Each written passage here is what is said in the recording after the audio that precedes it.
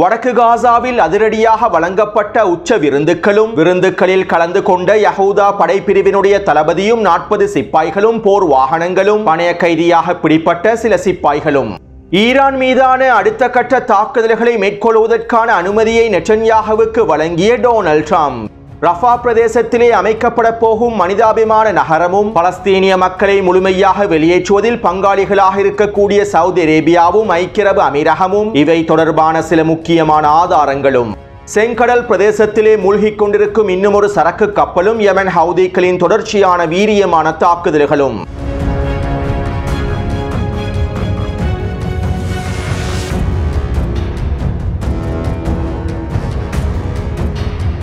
Israeli ஆக்கிரமிப்பின் பாதுகாப்பு அமைச்சர் நேற்றிரவு காசா தொடர்பான அடுத்த கட்ட திட்டங்களை ஊடகங்களுக்கு வெளியிட்டிருந்தார். மேலும் இந்த திட்டத்தினை செயற்படுத்துவதற்கான உத்தரவுகளையும் அவர் இஸ்ரேலி ஆக்கிரமிப்பு ராணுவத்தினுடைய தலைமை அதிகாரிக்கு வழங்கியுள்ளார். அதாவது இஸ்ரேலி ஆக்கிரமிப்பு ராணுவம் ரஃபாவின் எல்லை பிரதேசமான பிலடெல்பியா எல்லை பிரதேசத்திற்கும் ரஃபாவுக்கும் கான்யூனிஸுக்கும் இடைப்பட்ட பிரதேசமான மொராகச்சு பிரதேசத்திற்கும் இடையில் ஒரு மனிதாபிமான நகரத்தை அமைப்பதற்கு இஸ்ரேலி ஆக்கிரமிப்பின் பாதுகாப்பு அமைச்சர் தற்போது உத்தரவிட்டார்.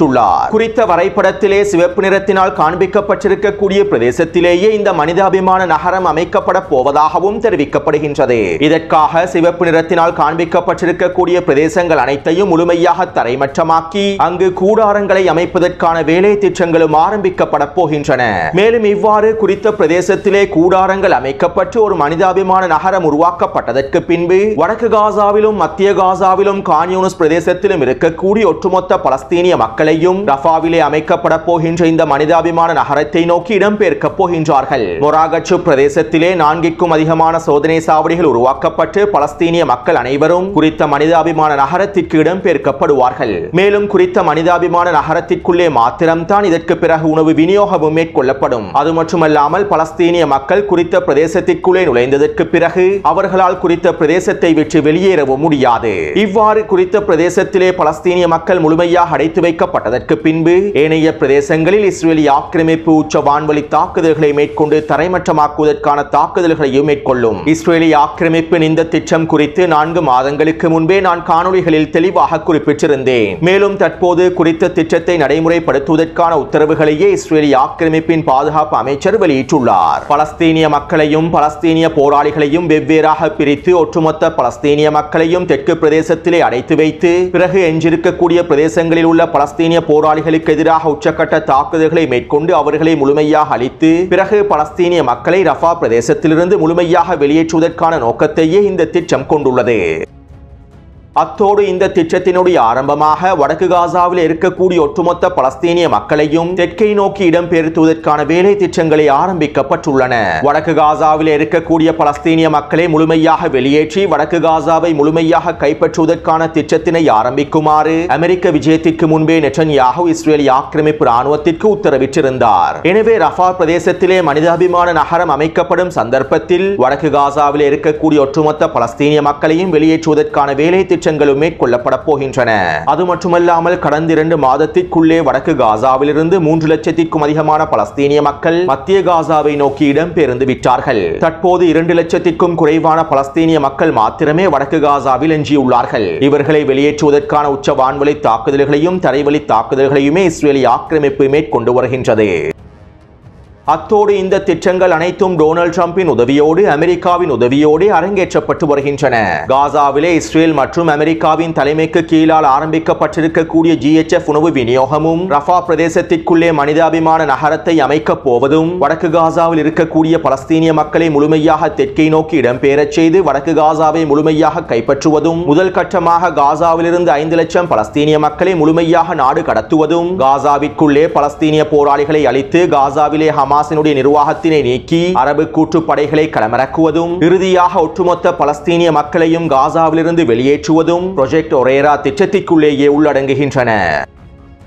இந்த ப்ராஜெக்ட் ஒரேரா திட்டம் தொடர்பாக நேற்றைக்கு முன்தினம் வெளியிட்டிருக்கக்கூடிய காணொளியில் சில முக்கியமான தகவல்களை பகிர்ந்து கொண்டிருந்தேன். இந்த ப்ராஜெக்ட் ஒரேரா திட்டமானது அமெரிக்காவின் மிக முக்கியமான நிறுவனமான போஸ்டன் கன்சல்டிங் குரூப் என்கின்ற BCG நிறுவனத்திற்கே ஒப்படைக்கப்பட்டுள்ளது. ஒரு பலஸ்தீனிய நபரை காசாவிலிருந்து முழுமையாக வெளியேற்றுவதற்காக BCG நிறுவனம் $9,000 நிர்ணயித்துள்ளது. இதற்கமைவாக ஆரம்ப கட்டமாக காசாவிலிருந்து 5 லட்சம் பலஸ்தீனிய மக்களை முழுமையாக வெளியேற்றுவதற்கு $5 பில்லியன் செலவாகும் என்பதனையும் BCG நிறுவனம் மதிப்பிட்டுள்ளது.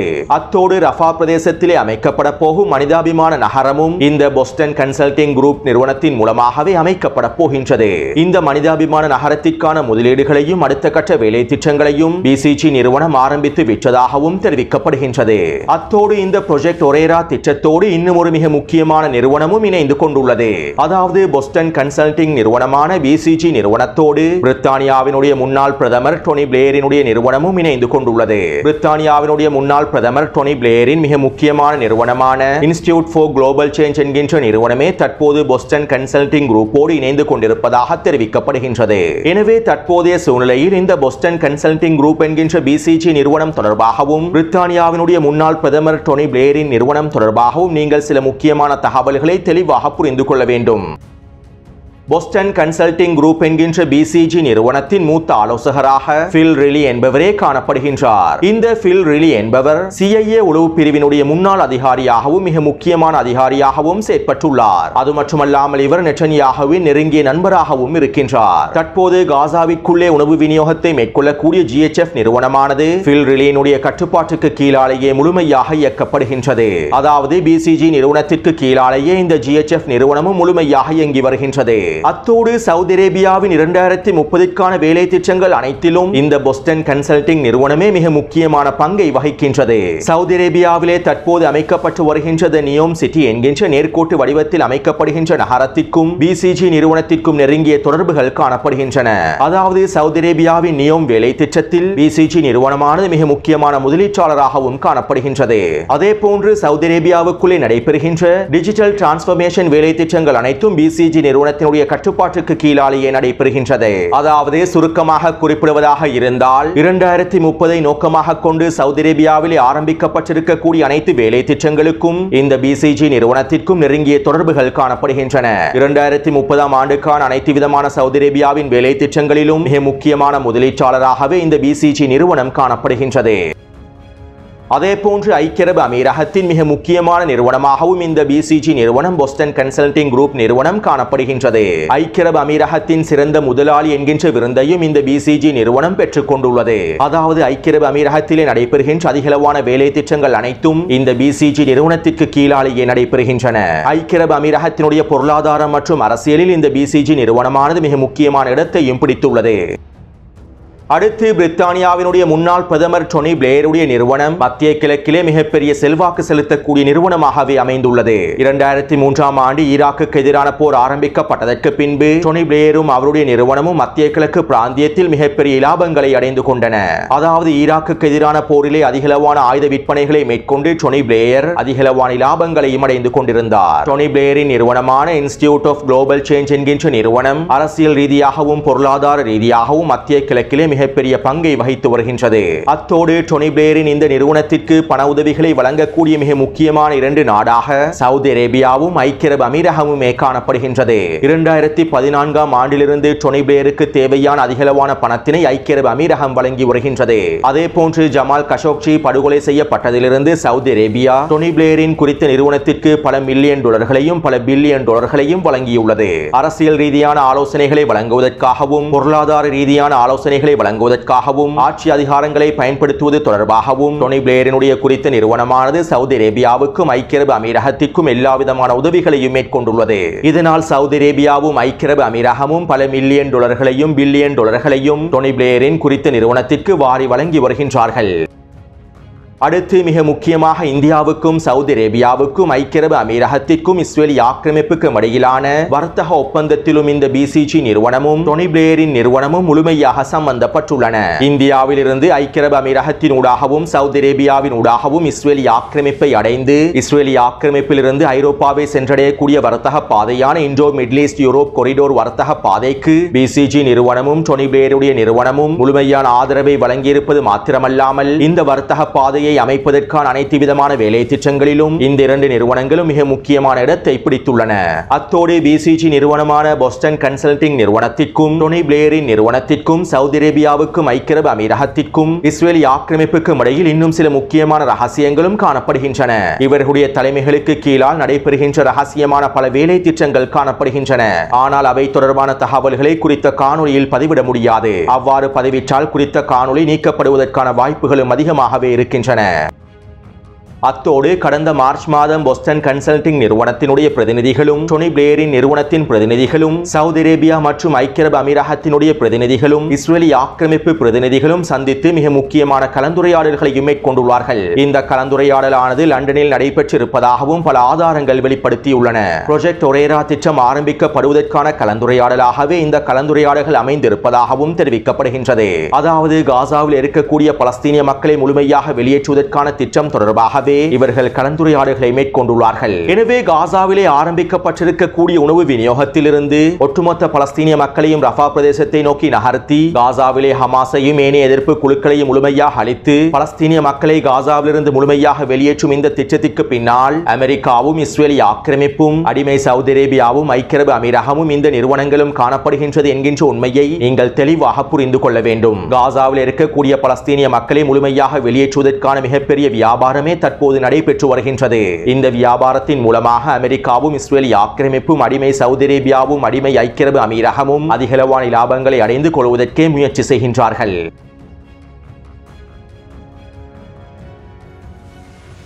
நேற்றிரவு யமன் ஹவுதி இராணுவத்தினர் கிரேக்க நாட்டுக்கு சொந்தமான HNTC என்கின்ற சரக்கு கப்பலை இலக்கு வைத்து தாக்குதல்களை மேற்கொண்டிருந்தார்கள். யமன் ஹவுதி இராணுவத்தின் தடை உத்தரவுகளை மீறி குறித்த சரக்கு கப்பலானது பயணித்ததன் காரணத்திற்காகவும் குறித்த சரக்கு கப்பலானது இஸ்ரேலி ஆக்கிரமிப்பு துறைமுகத்தை நோக்கி பயணித்ததன் காரணத்திற்காகவுமே இந்த கப்பலை இலக்கு வைத்து தாக்குதல்களை மேற்கொண்டுள்ளார்கள். ஆரம்பமாக குறித்த கப்பலை இலக்கு வைத்து ட்ரோன் தாக்குதல்களை மேற்கொண்டுள்ளார்கள். பிறகு சிறிய படகுகள் மூலமாக குறித்த கப்பலை சுற்றி வளைத்து RPG ஏவுகணை தாக்குதல்களை மேற்கொண்டு இந்த தாக்குதலை தொடர்ந்து குறித்த கப்பலில் இருக்கக்கூடிய ஊழியர்கள் வெளியேற்றப்பட்டுள்ளார்கள். ஐக்கிய அரபு அமீரகத்தினுடைய கடற்படையின் உதவியின் மூலமாகவே இந்த சரக்கு கப்பலில் இருக்கக்கூடிய ஊழியர்கள் வெளியேற்றப்பட்டிருப்பதாக தெரிவிக்கப்படுகின்றது. மேலும் குறித்த சரக்கு கப்பலும் தற்போது செங்கடல் பிரதேசத்திலே மூழ்கிக் கொண்டிருக்கின்றது. அதாவது 24 மணித்தியாலங்களுக்குள் யமன் ஹவுதி இராணுவத்தினர் செங்கடல் பிரதேசத்திலே 2 சரக்கு கப்பல்களை மூழ்கடித்துள்ளார்கள். அத்தோடு யமன் ஹவுதி இராணுவத்தினர் குறித்த சரக்கு கப்பலை இலக்கு வைத்து தாக்குதல்களை மேற்கொண்டதற்கு பிறகு இந்த சரக்கு கப்பலை பாதுகாப்பு ஜெர்மனியினுடைய சிறிய போர் விமானம் ஒன்றும் களமிறங்கியுள்ளது.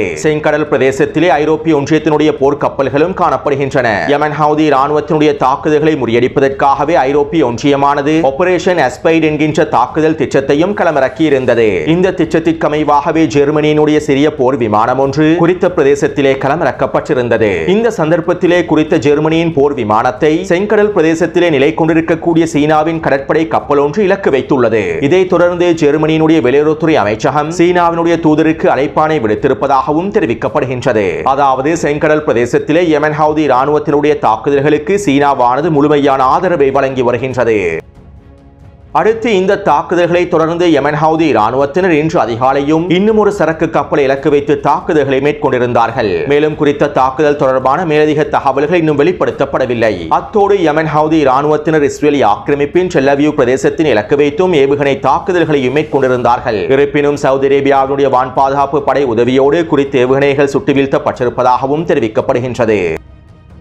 அடுத்து நெட்டன்யாஹூ அமெரிக்காவிலே களமிறங்கியுள்ளார். இதன் ஆரம்பமாக நெட்டன்யாஹூ அமெரிக்காவின் வெளியுறவுத்துறை அமைச்சர் மார்க்கோ ரூபியோவை சந்தித்து கலந்துரையாடல்களை மேற்கொண்டிருந்தார். மேலும் அமெரிக்க தூதர் ஸ்டீவ் விட்கோஃபையும் சந்தித்து பிராந்தியத்திலே புதிய கூட்டணியை உருவாக்குவது தொடர்பாகவும் ஆப்ரஹாம் கூட்டணியை உருவாக்குவது தொடர்பாகவும் விசேட கலந்துரையாடல்களையும் மேற்கொண்டிருந்தார். இதன்போது சிரியாவுடன் உறவை வளர்த்துக் கொள்வது தொடர்பாக நெட்டன்யாஹூ வெளிப்படையான கருத்துக்களை தெரிவித்திருந்ததாகவும் ஆப்ரஹாம் உடன்படிக்கையில் சிரியா முழுமையாக இணைந்து கொள்வது தொடர்பாக ஸ்டீவ் விட்கோஃபும் கருத்துக்களை தெரிவித்திருப்பதாக இருப்பதாகவும் குறிப்பிடப்படுகின்றது. மேலும் இந்த கலந்துரையாடல்களை தொடர்ந்து நெட்டன்யாஹு இவ்வாறு தெரிவித்திருந்தார். காசாவில் இருக்கக்கூடிய மக்கள் வெளியேறுவதற்கு விரும்பினால் அவர்கள் தாராளமாக வெளியேறலாம். அவர்களை பாதுகாப்பாக காசாவிலிருந்து வெளியேற்றுவதற்கான எல்லா விதமான உதவிகளையும் வழங்குவதற்கு நாங்கள் தயாராகவே இருக்கின்றோம். அதே நேரம் காசாவில் இருக்கக்கூடிய மக்கள் அங்கேயே இருப்பதற்கு விரும்பினால் அவர்கள் அங்கேயே இருக்கலாம். அதே நேரம் முற்றுகையிடப்பட்டிருக்கக்கூடிய காசாவில் இருப்பதற்கான எந்த விதமான தேவையும் அவர்களுக்கு இல்லை. காசாவை விட்டு வெளியேறி சுதந்திரமான பிரதேசங்களில் அவர்களுக்கு நிம்மதியாக வாழ முடியும். மேலும் காசாவில் இருக்கக்கூடிய மக்களை நிம்மதியாக வாழ வைப்பதற்கு மத்திய கிழக்கு பிராந்தியத்தில் இருக்கக்கூடிய ஏனைய நாடுகளோடும் நாங்கள் பேச்சுவார்த்தைகளை மேற்கொண்டு வருகின்றோம். அத்தோடு நாங்கள் எங்களுடைய அண்டை நாடுகளோடு, அதாவது எங்களை அழிக்க விரும்பாத நாடுகளோடு உறவுகளை வளர்த்துக் கொள்ளப் போகின்றோம். நாங்கள் அனைவரும் ஒன்றிணைந்து ஒரு மிகப்பெரிய கூட்டமைப்பையும் உருவாக்கப் போகின்றோம். மேலும் பலஸ்தீனியர்கள் வாழலாம், ஆனால் ஒட்டுமொத்த பாதுகாப்பின் இறையாண்மையும் இஸ்ரேலிடமே காணப்படும். அதே போன்று பலஸ்தீனிய தனிநாட்டை அமைப்பதற்கு நாங்கள் ஒருபொழுதும் அனுமதிக்கப் போவதில்லை என நெட்டன்யாஹு தெரிவித்திருந்தார். அடுத்து டொனால்ட் ட்ரம்புக்கும் நெட்டன்யாஹுவுக்கும் இடையிலான கலந்துரையாடல்களும் நடைபெற்றிருந்தன. அது மட்டுமல்லாமல் ஈரானுக்கு எதிரான அடுத்த கட்ட தாக்குதல்களை ஆரம்பிப்பதற்கான முன்மொழிவுகளையும் நெட்டன்யாஹு டொனால்ட் ட்ரம்பிடம் முன்வைத்திருப்பதாகவும் தெரிவிக்கப்படுகின்றது. அதாவது ஈரான் அதனுடைய திறன்களை முழுமையாக மீட்டெடுக்காமல் இருப்பதற்கான வான்வழி தாக்குதல்களை மேற்கொள்வதற்கான முன்மொழிவுகளையே நெட்டன்யாஹு முன்வைத்துள்ளார். இஸ்ரேலிய ஆக்கிரமிப்பு ராணுவம் தற்போது லெபனானுக்குள்ளே எவ்வாறு வான்வழி தாக்குதல்களை மேற்கொண்டு வருகின்றதோ அதே போன்று ஈரானுக்குள்ளே வான்வழி தாக்குதல்களை மேற்கொள்வதற்கும் ஈரானுடைய திறன்களை முழுமையாக முடக்குவதற்குமே இந்த முன்மொழிவு முன்வைக்கப்பட்டிருப்பதாகவும் இதற்கான அனுமதியை டொனால்ட் ட்ரம்ப் வழங்கியிருப்பதாகவும் எக்ஸியோஸ் ஊடகமானது தெரிவித்துள்ளது. அதாவது ஈரான் அதனுடைய திறன்களை முழுமையாக மீட்டெடுப்பதனை தடுத்து நிறுத்துவதற்காகவும் ஈரானுடைய ஏவுகணை திறன்களையும் ஏவுகணை களஞ்சிய சாலைகளையும் ட்ரோன் உற்பத்தி திறன்களையும் முழுமையாக அளிப்பதற்காகவும் ஈரானுக்கு எதிரான அடுத்த கட்ட தாக்குதல்களை ஆரம்பிப்பதற்கான அனுமதியை டொனால்ட் ட்ரம்ப் வழங்கியுள்ளார். மேலும் அடுத்த வாரம் ஈரானோடு பேச்சுவார்த்தைகளை மேற்கொள்வதற்கு நாங்கள் தயாராக இருப்பதாகவும் ஈரான் எங்களோடு பேசுவதற்கு விரும்புவதாகவும் டொனால்ட் ட்ரம்ப் கருத்துக்களை வெளியிட்டார். இதைத் தொடர்ந்து ஈரானிய வெளியுறவுத்துறை அமைச்சகம் அறிக்கை ஒன்றையும் வெளியிட்டிருந்தது. டொனால்ட் ட்ரம்பினுடைய இந்த கருத்துக்களை நாங்கள் முழுமையாக நிராகரிக்கின்றோம். அமெரிக்காவுடன் பேசுவதற்கு நாங்கள் எந்தவிதமான கோரிக்கைகளை முன்வைக்கவில்லை என்றும் அமெரிக்காவுடனான பேச்சுவார்த்தைகள் தொடர்பாக எந்தவிதமான தீர்மானங்களும் எடுக்கப்படவில்லை என்றும் ஈரானினுடைய வெளியுறவுத்துறை அமைச்சகம் குறிப்பிட்டுள்ளது.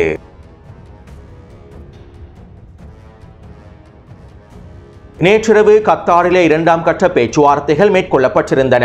ஆனால் இந்த இரண்டாம் கட்ட பேச்சுவார்த்தைகளும் தோல்வியடைந்திருப்பதாகவும் தெரிவிக்கப்படுகின்றது. இருப்பினும் இந்த பேச்சுவார்த்தைகள் இந்த வார இறுதி வரையில் நடைபெறும் என தெரிவிக்கப்படுகின்றது. மேலும் இந்த வார இறுதியில் அமெரிக்க தூதர் ஸ்டீவ் விட்கோஃபும் குறித்த பேச்சுவார்த்தைகளில் கலந்து கொள்வார் என அமெரிக்க ஊடகங்களும் செய்திகளில் குறிப்பிட்டுள்ளன.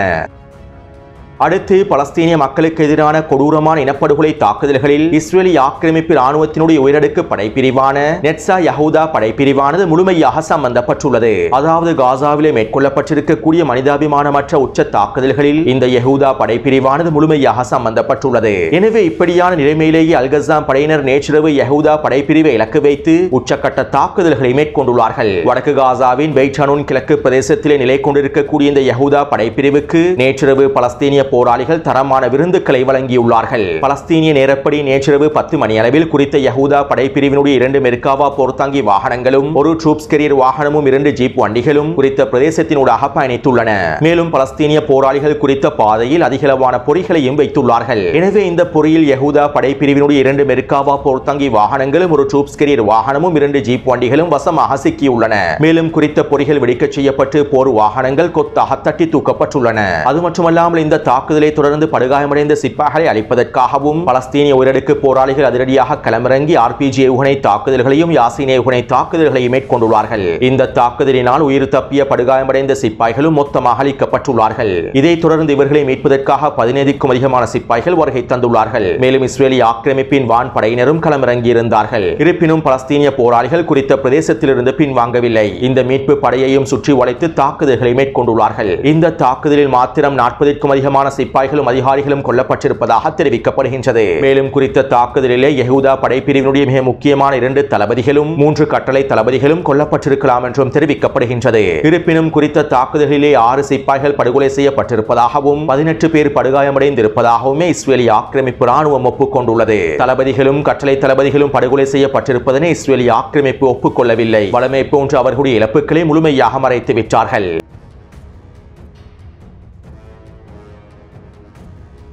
அடுத்து அல்-குதுஸ் படையினர் கான் யூனிஸின் கிழக்கு பிரதேசத்தில் 2 வீடுகளுக்குள் பதுங்கியிருக்கக்கூடிய 10க்கும் அதிகமான சிப்பாய்களை இலக்கு வைத்து டிபிஜி ஏவுகணை தாக்குதல்களை மேற்கொண்டுள்ளார்கள். மேலும் குறித்த பிரதேசத்திலே 2 மெர்காவா போர்த்தாங்கி வாகனங்களையும் அளித்துள்ளார்கள். எனவே கடந்த 24 மணித்தியாலங்களுக்குள் கிடைக்கப்பெற்றிருக்கக்கூடிய தகவல்களுக்கு அமைவாக 4 மெர்காவா போர்த்தாங்கி வாகனங்களும் ஒரு ட்ரூப்ஸ் கேரியர் வாகனமும் 2 ஜீப் வண்டிகளும் அளிக்கப்பட்டுள்ளன.